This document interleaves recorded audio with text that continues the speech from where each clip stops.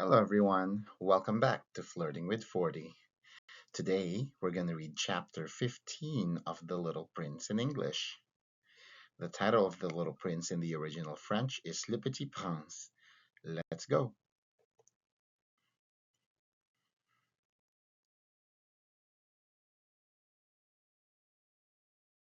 Chapter 15. The sixth planet was 10 times larger than the last one. It was inhabited by an old gentleman who wrote voluminous books.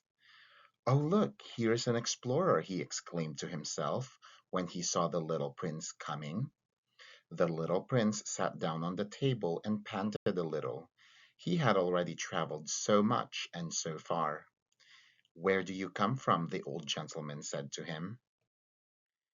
What is that big book? Said the little prince. What are you doing? I am a geographer, said the old gentleman. What's a geographer? Asked the little prince. A geographer is a scholar who knows the locations of all the seas, rivers, towns, mountains, and deserts. That is very interesting, said the little prince. Here at last is a man who has a real profession. And he cast a look around him at the planet of the geographer. It was the most magnificent and stately planet that he had ever seen. Your planet is very beautiful, he said. Has it any oceans? I couldn't tell you, said the geographer. Ah, the little prince was disappointed. Has it any mountains? I couldn't tell you, said the geographer.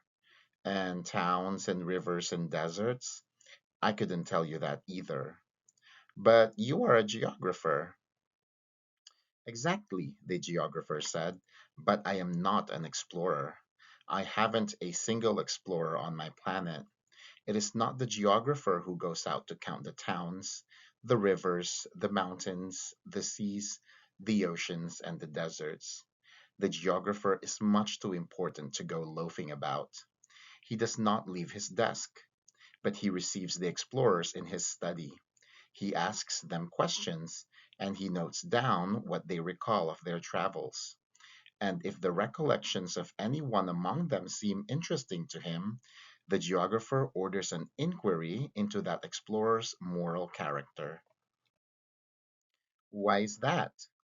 Because an explorer who told lies would bring disaster on the books of the geographer. So would an explorer who drank too much.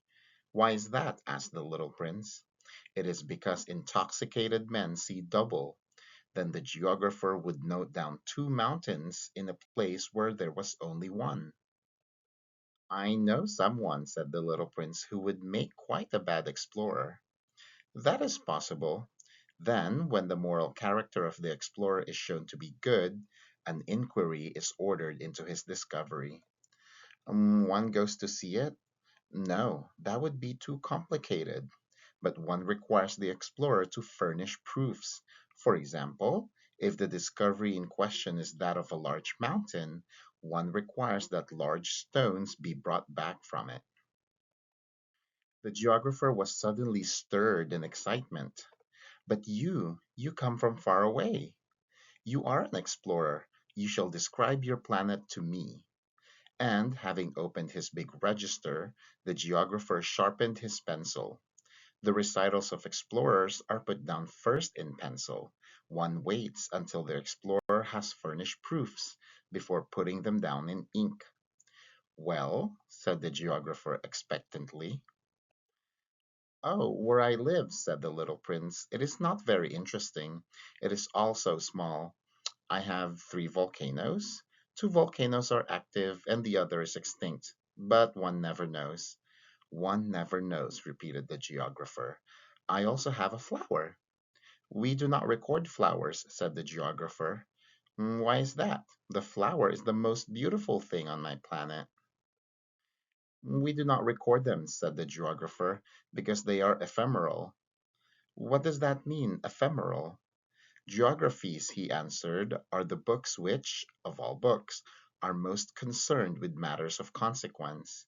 They never become old fashioned. It is very rarely that a mountain changes its position. It is very rarely that an ocean empties itself of its water. We write of eternal things. But extinct volcanoes may come to life again, the little prince interrupted. What does that mean, ephemeral? Whether volcanoes are extinct or alive, it comes to the same thing for us, said the geographer. The thing that matters to us is the mountain. It does not change. But what does that mean, ephemeral? Repeated the little prince, who never in his life had let go of a question once he had asked it. It means that which is in danger of speedy disappearance. Is my flower in danger of speedy disappearance? Certainly it is. My flower is ephemeral, the little prince said to himself, and she has only four thorns to defend herself against the world, and I have left her on my planet all alone. This was his first moment of regret, but he took courage once more. What place would you advise me to visit now? He asked. The planet Earth, replied the geographer. It has a good reputation. And the little prince went away, thinking of his flower.